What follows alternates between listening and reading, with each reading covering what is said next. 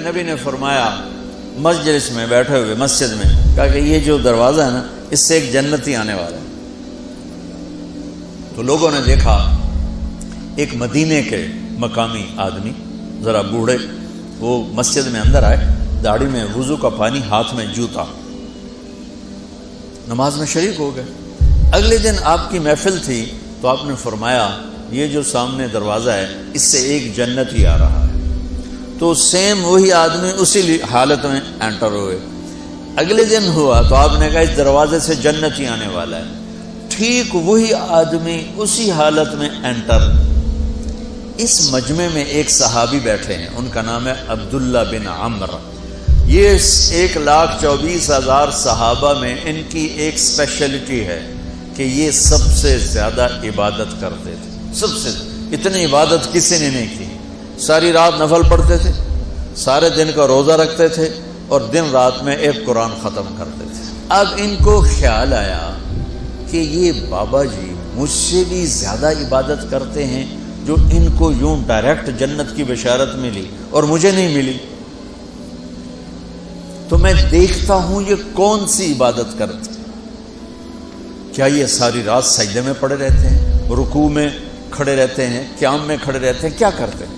تو ان کے پاس پہنچ گئے، چاچا تو تھوڑا والد صاحب کی ناراضگی ہے، دور رہنا چاہتا ہوں، 2-3 دن ٹھہر جاؤں آپ کے پاس؟ ہاں ہاں ہاں بیٹا آ جاؤ آ جاؤ آ جاؤ۔ اب عشاء کی نماز کے فوراً بعد انہوں نے چادر اوپر لی اور چادر میں یوں سوراخ کیا اور یوں لیٹ کے دیکھنے لگے کہ اب یہ بزرگ کیا کرتے ہیں۔ بزرگ تشریف لائے، سرانے پہ سر رکھا، اللہم بسمک اموت و احیا، سونے کی دعا پڑھی، اور تھوڑی دیر بعد خراٹے تھے۔ وہ بڑے حیران ہوئے۔ اب وہ دیکھ رہے ہیں ابھی اٹھے گا ابھی اٹھے گا ابھی اٹھے گا۔ پھر انہوں نے کپڑا اتار دیا، ابھی سویا ہوا ہے۔ وہ فجر کی اذان پہ اٹھے اور ان کا دماغ چکر کھا گیا، بھئی اے کی بڑی تہجد دے 2 نفل بھی نہیں تو جنت دی بشارت 3 دن کٹھی۔ انہوں نے کہا کل دیکھوں گا، کل شاید کچھ اور کریں۔ اگلے دن آئے، پھر اسی طرح یوں کر کے لیٹ گئے، اور بزرگوں نے بھی یوں کیا، اور بسمک اموت و احیا، اور پورا کمرہ خراٹے انار۔ وہ پھر پریشان، یہ کب اٹھے گا کب اٹھے گا؟ فجر کی اذان پہ اٹھے تو اور ان کی حیرت بڑھ گئی، کہنے والا سچا، اس کے بات کو تو چیلنج ہو نہیں سکتا، وہ محمد مصطفیٰ ہیں، لیکن یہ چکر کیا ہے، یہ جنت مل کیسے رہی ہے؟ چلو ایک رات اور صحیح۔ تیسری رات آئے، یہ یوں لیٹے وہ یوں لیٹے، یہ دیکھتے رہے وہ سوتے رہے، حتیٰ کہ فجر کی اذان پہ آنکھ کھلی تو یہ نا پھٹ پڑے، کہنے لگے چاچا بات بتاؤں؟ کہنے کیا؟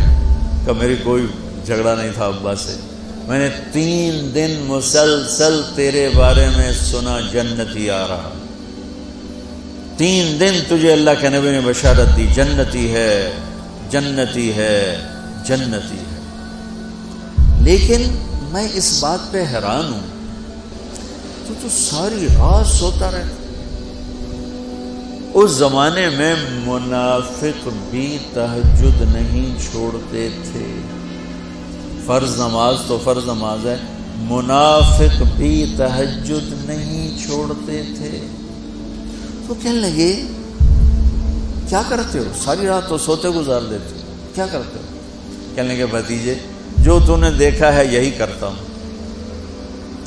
اب یہ پریشان ہے کہ اللہ کے نبی کی بات کو تو چیلنج ہو نہیں سکتا، اور جس کو بشارت دی ہے انہوں تے فٹ نظر نہیں آ رہی کہ کیسے 2 نفل آج کہ نیک لوگ تہجد نہیں چھوڑتے۔